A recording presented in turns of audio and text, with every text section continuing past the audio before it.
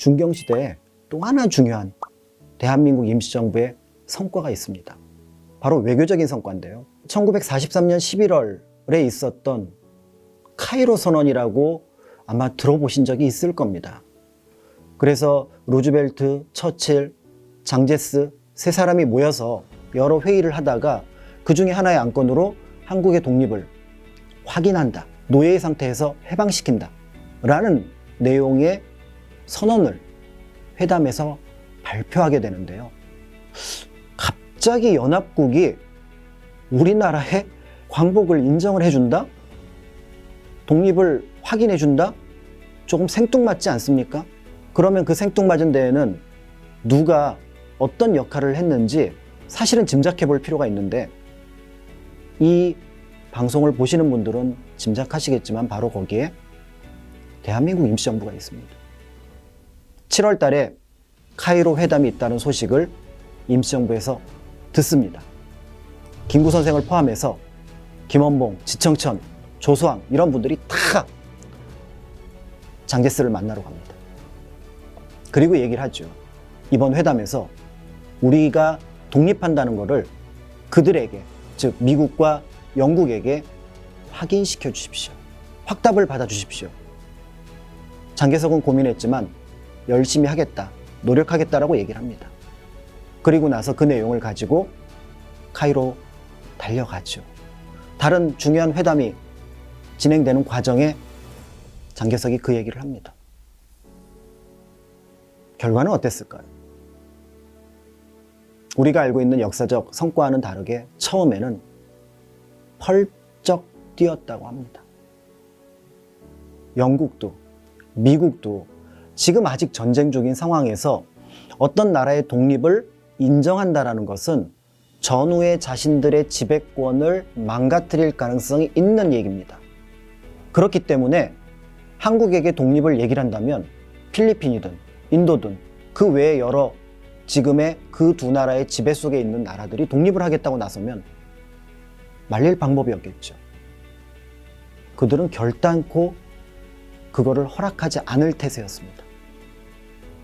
그러나 그 회담이 다행스럽게 장제스가 거기서 얘기를 꺼낼 수 있었던 이유는 바로 미국이 전략적으로 중국의 도움이 절실하게 필요했기 때문이었습니다. 그 당시 상황은 우리의 짐작과는 다르게 미국과 영국에게 위기였습니다.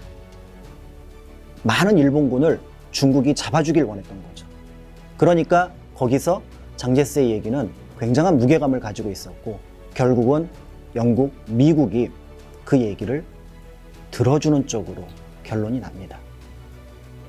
안타깝게도 임시정부가 요구했던 가장 이른 시기에 독립, 광복이라는 말은 실현시키지 못하고 그들의 약간의 말장난이 섞인 적절한 시기에 적당한 방법으로 독립을 하겠다라는 말로 정리가 되기는 하지만 45년 이전에 2차 세계대전이 끝나기 이전에 우리가 독립을 확인받았다는 것은 굉장히 중요한 사실입니다. 왜냐하면 그 이전에 어떤 나라도 독립을 확인받은 나라가 없습니다. 우리가 유일합니다. 더더군다나 혹시라도 2차 세계대전 끝나고 났을 때 연합국이 모여서 회담을 한다면 대체로 그 얘기는 뭐냐면 2차 세계대전 전의 상황으로 돌려놓겠다는 겁니다. 근데 우리는 2차 세계대전 전에 어떤 상황이었죠? 일본의 식민지였습니다. 만약에 연합국이 자신들의 이익을 위해서 그 정도로 무마를 한다면 우리는 계속 일본의 식민지 아니면 다른 나라의 식민지가 되었을 가능성도 있는 겁니다. 그런데 그거를 대한민국 임시정부가 일단은 우리의 독립은 확인한다. 그래서 어떤 분들은 일본이 패망하니까 한국이 독립한 거 아니야? 아닙니다. 일본이 패망한다고 한국이 독립하나요? 2차 세계대전이 끝나고 모든 나라가 독립을 했습니까? 60년대, 70년대 독립한 나라들이 수두룩합니다. 그렇기 때문에 그 당시 우리가 2차 세계대전이 끝나고 일본이 패망하고 독립이 되었다라는 것을 확인할 수 있었던 일을 만들어낸 이들도 바로 대한민국 임시정부였으니 그들의 역량, 그들의 노력을 과소평가할 수가 없습니다. 그리고 대한민국 임시정부는 마지막으로 굉장히 중요한 정치적인 성공을 거둡니다. 김원봉이라고 들어보셨나요? 의열단을 만들었던 인물입니다. 항상 김구 선생과 더불어서 독립운동의 양대 세력으로 존재했던 분인데요. 그분이 1945년 11월 달에 임시정부 요인들이 황국할 때는 위치가 임시정부의 군무부장이었습니다. 즉 임시정부의 요인이라는 얘기지요.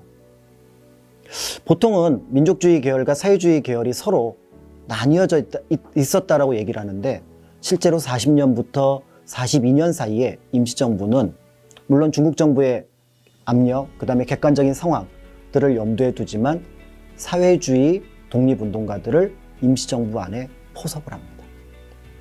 그래서 정말 놀라운 모습들을 임시정부가 만들어내는데요. 예를 들어 그 당시 임시정부의 여당은 한국독립당입니다.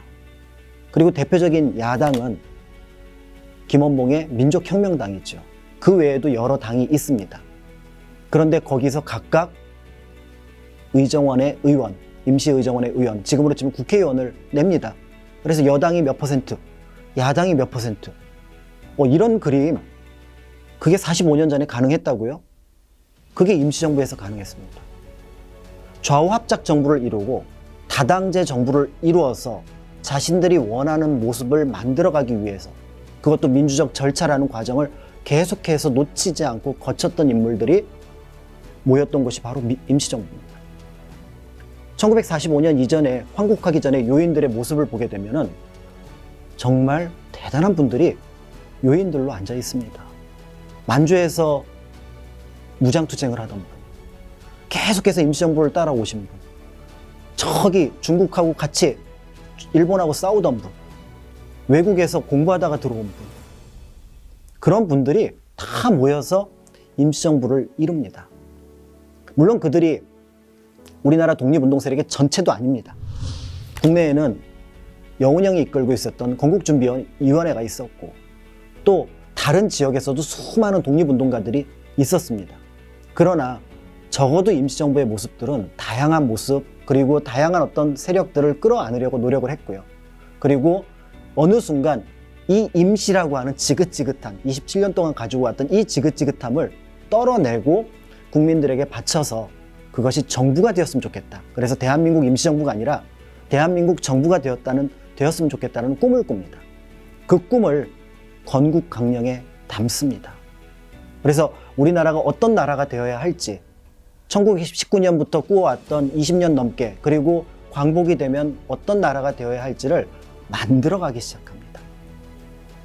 그리고 뜻밖의 8월 10일 일본이 조기에 패망을 알립니다.